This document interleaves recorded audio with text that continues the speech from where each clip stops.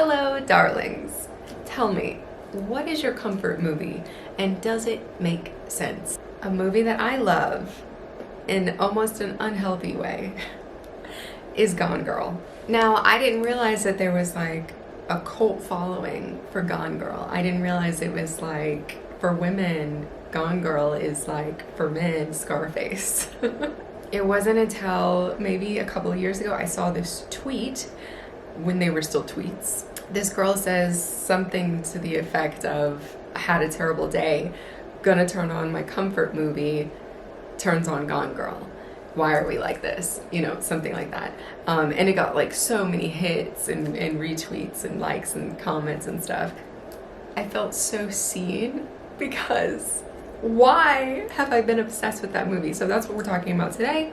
If you're new here, I'm Sid. Let's play and let's figure out why are we all obsessed with Gone Girl. If you've never seen Gone Girl, it is the movie about Amy Dunn. Amazing Amy. She gets married to Nicholas Dunn and we go through their whole beginning of their relationship into how they end up living together in this smallish town, and Amy goes missing. Now there's gonna be some spoilers. I'm gonna keep telling you what happens. So if you haven't seen it, turn this off, watch the movie, and then come back to this conversation. Outside of their relationship and they're moving to this small town, Amy goes missing, but there's a huge plot twist. I mean, like an hour and a half into the movie, an hour or so into the movie, Amy has disappeared herself. Amy is planning to frame her husband, Nicholas Dunn, for her murder because he was cheating. So hearing all that, you might be thinking, this is not a comfort movie. This is not like Breakfast at Tiffany's. This is not The Notebook comfort love movie. No, this is the psycho thriller that really helps you sleep at night. I'm gonna go ahead and give you my answer right up front, and then I will give you all the other details. But my answer to this, why are we all so obsessed with Gone Girl? I think it is because of the cool girl monologue. I love that monologue. It is so real and so true, and we've all been a cool girl at some point or another. I'll read you a bit of it, but the whole premise of the cool girl monologue is that girls often end up being people pleasers. Girls and women, we often put ourselves second in relationships. Sometimes anyone in a relationship can really like put on like their best foot forward. When we start a relationship, we are obviously going to put our best foot forward. We're obviously going to try to please the person that we want to be with. And that truly is like the underlying story of the story, I think, is that it's two people trying to be what the other person wants. And how long can you go on being that person if it's not true in yourself? But there are plenty of other reasons why this movie is iconic and why we are all obsessed with Gone Girl. That's my take on it. Let's get to the rest. So let's break down the movie. Gone Girl came out in 2014.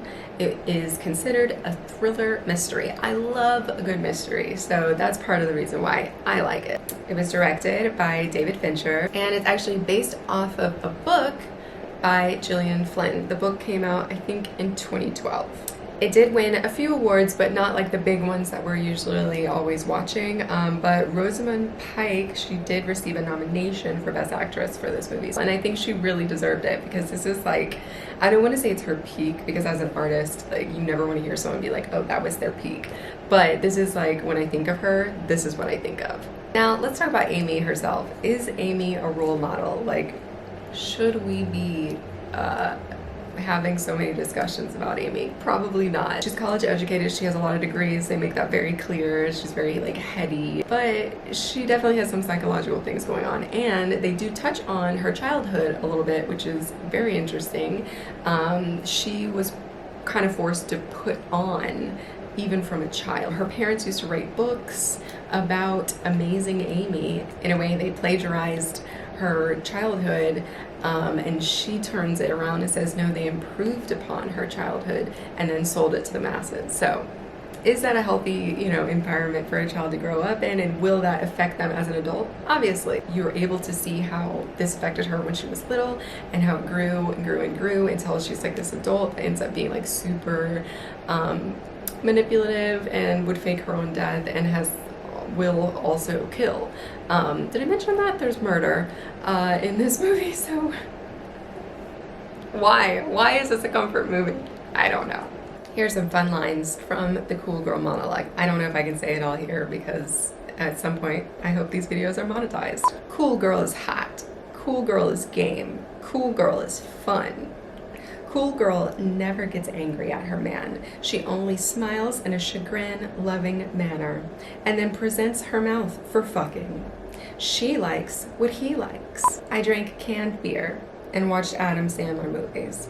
I ate cold pizza and remained a size 2. I blew him semi-regularly. I lived in the moment. I was fucking game.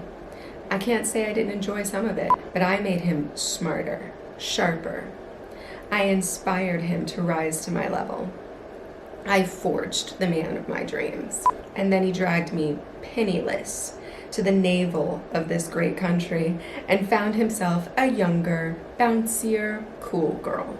You can see, we have all been there. There's been some guy that we went out of our way to be extra fun, to try and get him to be what you wanted him to be.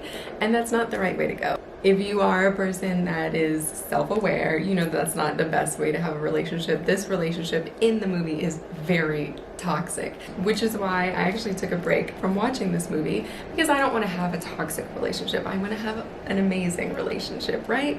But there's just something about it that really just like gets you. It should be noted that in the book it's actually a lot longer and more detailed, but in the movie it's still super iconic. And if you haven't seen it, I'm gonna tell you again, go watch it. So aside from the tweet that got a lot of attention, there's tons of threads on Reddit of people talking about Gone Girl 2. So I'm gonna give you a little bit of that info also. There's literally a thread that's called "How hard did Gone Girl's cool girl monologue hit you the first time you saw it?" That's right. The first time you hear it, it should hit you very hard. And it should like awaken something in you that makes you realize, oh yeah, that one guy that, or 2 or 3 or whatever, that one guy that I went out of my way to be extra perfect for.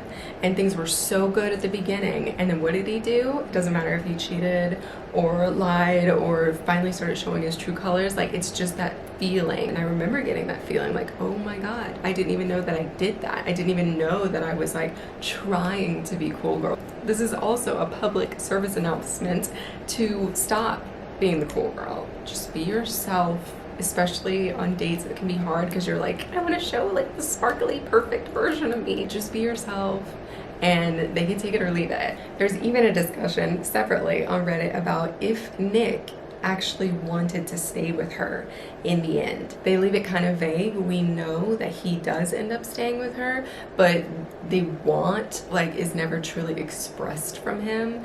But for me, I think it's really blatant when he's in the kitchen with his twin sister Margot and she says like, you want to stay with her, and he doesn't say anything and they're kind of like discussing the child. I'm like, he does. He wants to stay. And that's how you know it's a really toxic relationship. So let's talk about the cinematography of the movie itself. Because a lot of work went into it to like get you to feel the things that you feel and see the things that you see. The color scheme of everything is actually really cool. It's this like gray, green darkness to it. If they had shot that in like a totally different light or focused on other color schemes, I think the meaning behind it would have been really different. I even took inspiration from this. I had done a shoot with my friend Austin, and I was like, Austin, we're gonna do these photos and we're gonna use Gone Girl as like the inspiration, and then I'm going to use like the script and the Gone Girl cool girl monologue as like the captions. It's gonna be a whole thing. Everyone's gonna love it.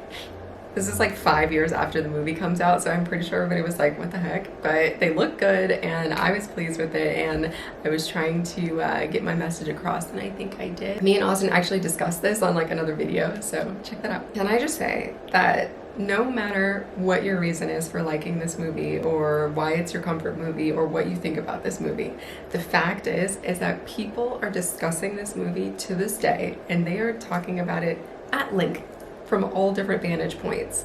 And that is, you know, what art and movies and scripts and books are supposed to do. Like, they get you thinking, they get you talking, and that is totally okay with me. And that's why we are all obsessed with Gone Girl. Alrighty, darlings, go home, watch the movie, but don't watch it too many times because you want spiritual, unconditional, non-toxic love, okay? Okay. But like, watch it once so you know what I'm talking about, okay? The primal question of any marriage. What are you thinking? What are you feeling? What have we done to each other? Thanks.